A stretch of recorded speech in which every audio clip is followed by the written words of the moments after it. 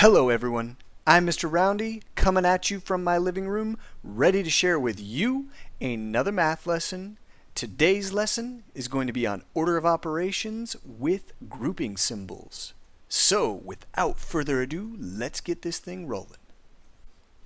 As I just said, today's lesson is on order of operations with grouping symbols. First up, objectives. Today's lesson, we are going to learn to recognize grouping symbols, know what they are and what they look like, and we're going to learn to solve expressions that contain grouping symbols. First off, let's learn to recognize grouping symbols. Two kinds of grouping symbols that we're going to encounter in today's lesson. The first kind are parentheses.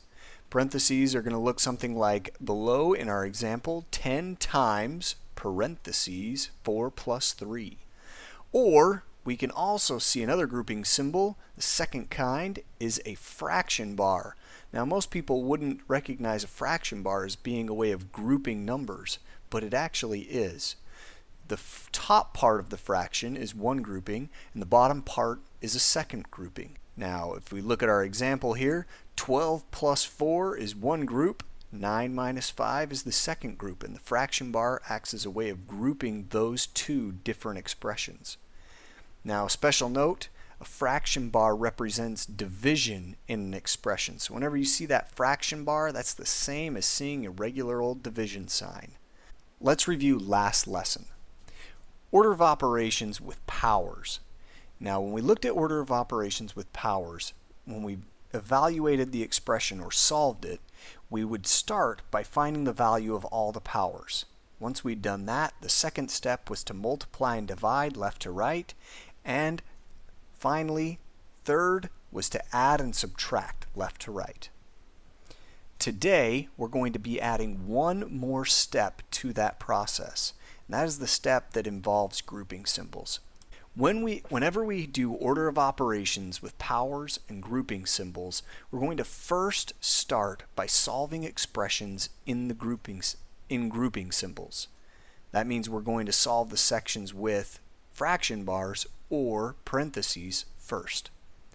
The next thing we're going to do is find the value of all the powers. The third thing we'll do is multiply and divide left to right, and fourth, add and subtract left to right. So if you're paying attention, the only thing we've done is add the step of solving the grouping symbols, and that comes very first. That comes before the powers that we added on in last lesson. Now, the reason that we use grouping symbols in expressions is maybe there's a section of the problem that we want to actually have done first. Like maybe there's some numbers that I want to add or subtract before I do multiplication, division, or even powers. If I want that to happen, I'm going to use grouping symbols. That way, that section of the expression will be done first. Let's take a look at an example. Our example problem is 40 minus 3 times parentheses 1 plus 4. Let's look at the order of operations. Our first step is to solve any expressions inside of grouping symbols. So let's locate any expressions that are inside of grouping symbols. I have here some parentheses and I have an expression inside those parentheses right there. 1 plus 4. So I'm going to solve 1 plus 4. And that is going to get me 5. Once I have solved an expression inside parentheses, I don't need the parentheses anymore, and I can just forget about writing those anymore once I've solved it. So now I just have 5. I'm going to bring down everything else as I have in every other order of operations problem I've done. Now my problem is 40 minus 3 times 5. Now the second step in any order of operations problem is to solve powers. As I look at my expression, I don't have any powers, so I can skip down now to step 3. Step 3 is to multiply and divide left to right. So I scan through my expression and I locate any multiply or divide signs. I've got one multiply sign right here. So that means I'm going to do 3 times 5, which gets me 15. I bring down anything that's left over, and my expression is now 40 minus 15. The final step in order of operations is to add and subtract left to right. So I start on the left, go right. 40 minus 15 is going to now get me 25 as my answer. Let's do another problem. In this example, let's look at one with a fraction bar. Let's go with 8 minus 2 over, or fraction bar, 1 plus 1. I'm going to treat each part of the fraction like its own expression. So the top part is going to be its own expression, and the bottom part is going to be its own expression. My first step in order of operations is to solve grouping symbols. I'm going to solve the top half. 8 minus 2 is 6. And now I do the other grouping symbol, or the bottom half. 1 plus 1 equals 2. And I keep my fraction bar in this case because, remember, it represents a divide sign.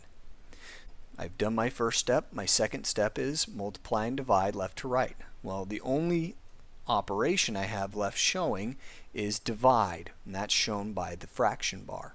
So 6 divided by 2, 6 divided by, because of my fraction bar, 2 is going to get me an answer of 3. So 3 would be my answer on this problem. Let's look at one that might be a little bit harder. Let's go 6 plus 27, fraction bar, which is a grouping symbol, and 9 minus 6. Once again, I'm going to solve my grouping symbols first. So the top half of the fraction has been grouped, and the bottom half is like its own expression as well.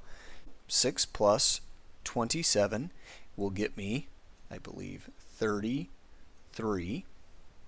And 9 minus 6 is going to get me 3. Now my problem is 33. Remember, my fraction bar represents a divide, divided by 3, which I could write if I wanted to, 33 divided by 3. If I solve that, second step, multiply, divide, left to right, and I'm going to end up with 11. We are going to now solve 30 plus 1 plus 3, 1 plus 3, end of parentheses, power to the second power, divided by 2. So first step is solve any expressions inside of parentheses, or the grouping symbols first. So my grouping symbols is 1 plus 3. So I solve that, and it is 4. I bring down the power because it was outside the grouping symbol, and I bring down everything else that was in the problem. 30 plus, divide 2. Now I go to step 2. Step 2 in the problem was to do the powers. So I'm going to find the value of any powers. I have a power right here, 4 to the second. That's the same as 4 times 4, which gets me 16. I bring down my 30 plus. I bring down my divide by 2. And I continue on to step 3 in the order of operations, which is to multiply and divide left to right. I find a divide sign right here. So I'm going to divide. 16 divided by 2 is 8. Bring down my 30 plus 8. My final step, add, subtract left to right, gets me 38. And that's my answer. To end off today's lesson, I'd like to end with a word problem. Word problems are a great example of where we can use grouping symbols in a more realistic situation. So let's say we've got our friend named, let's call him Joe. Joe works at a gas station. He makes $8 per hour at the gas station. Now, Joe worked 3 hours on Monday.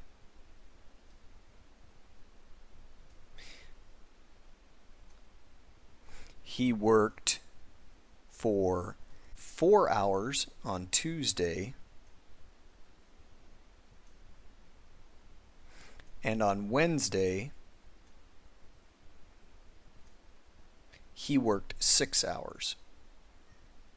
Not too bad for Joe. He's getting some okay hours there. There are a couple of different ways we could come up with an expression that will tell us how much Joe made.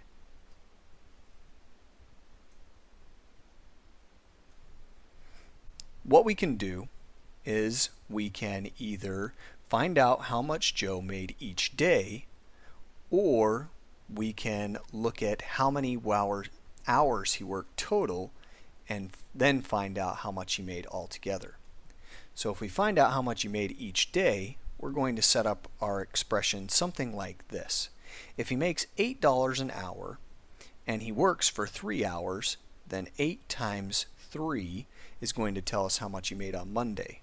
If I add that with 8 times 4, 8 times 4 tells us how much he made Tuesday.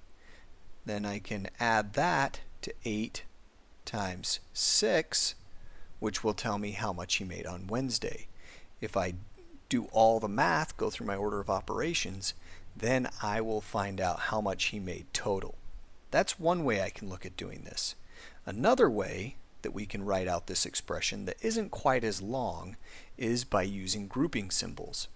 Now we know that to find out how much Joe made, we need to times $8 by the number of hours that he worked, and that tells us how much he made, either by day or all the days together. The way we can find out the hours worked is we can add up all the hours he worked. If we put it inside grouping symbols, then we'll do the addition first. So I can add up how many hours he worked each day. 3 plus 4 plus 6 inside of grouping symbols will give me how many hours he worked total, and if I times that by 8, that will tell me how much Joe made. So how much did Joe make? Well, 3 plus 4 plus 6 gets me a total of 13. If I do 8 times 13, that gets me a total of, I believe, 104.